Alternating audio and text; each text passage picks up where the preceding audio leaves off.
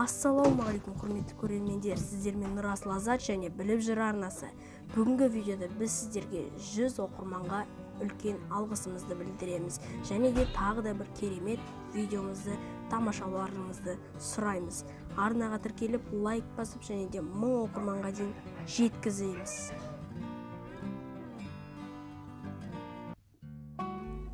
Дін дүниенің қайда пайда болғанын, өлгеннен кейін не болатынын және адам өз өмірін қалай сүру керек екенін түсіндіретін нанымдардың жиынтығы. Діншіл адамдар сыйыну, ғибадат ету және мереке тойларға қатысу үшін бірге жиналады.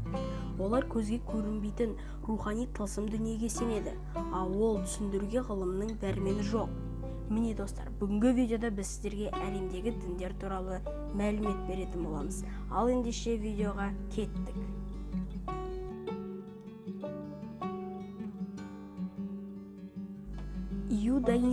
Иудаизм орта шығыста израильдіктер тайпасында осыдан 3500 жыл бұрын пайда болды. Еврейлер дүниені жаратқан және оған қамқорлығын жалғастырушы жалғыз ғана Құдай бар дегенге сенеді. Тора еврейлердің нанымдары бойынша Құдай Синай тауында Моисейге айтып жаздырған киелі жазу. Тора еврей халқына дұрыс өмір жолын белгілейтін 5 парызды мазмұндайды. Тора қалған киелі жазулармен бірге Танақты құрайды екен. Христиан діні. Христиандықтар Вифлеемде біздің заманымызға дейін 0-ші жылы дүниеге келген еврей әулиесі Иисус Христостың адам кейпінде Құдай болғанына сенеді. Христиандардың нанымдары бойынша оны билікте отырғандар өлім жазасына кеседі, бірақ ол 3 күннен кейін қайта тіріледі.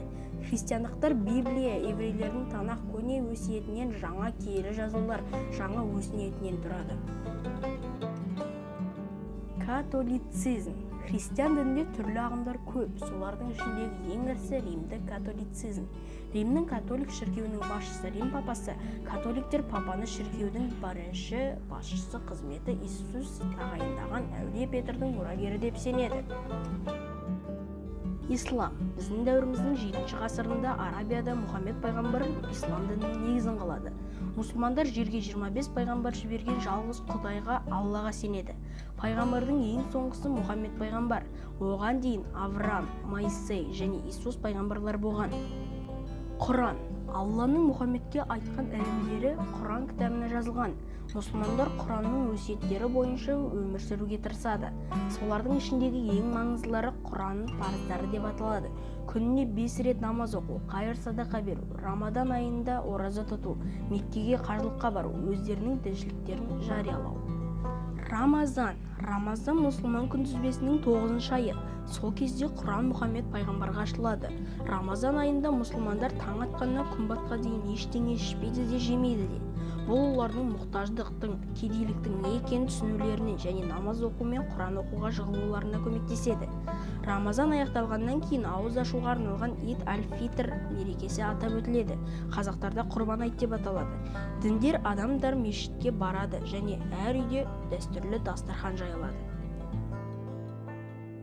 Индуизм біздің заманымызға дейін шамамен 2500 жылы Үндістанда пайда болды. Индуистер өлімнен кейін жанның қайта туатынына және өмірдегі жақсы да жаман да қылықтардың келесі қайта туудың жақсы немесе жаман болатынын шешетініне сенеді. Индуизмнің аса маңызды мақсаты бір жола тыныштық пен азат болуды сезіну. Оған реинкарнация кезеңі аяқталысымен қол жетеді. Міне достар, бүгінгі видеода біз сіздерге әлемдегі діндердің кейбіреуін көрсеттік. Егер сіздерге осы видеоны лайк барынаға тіркеліп және жанында шыққан қоңыраушаны міндетті түрде басыңыздар. Және де комментарийға кез келген комментарий жазсаңыздар болады. Тағы да 100 оқырманға сіздерге өте үлкен рахмет. Ендігі кезек 1000 оқырманға жету. Ал ендеше қош, сау болыңыздар.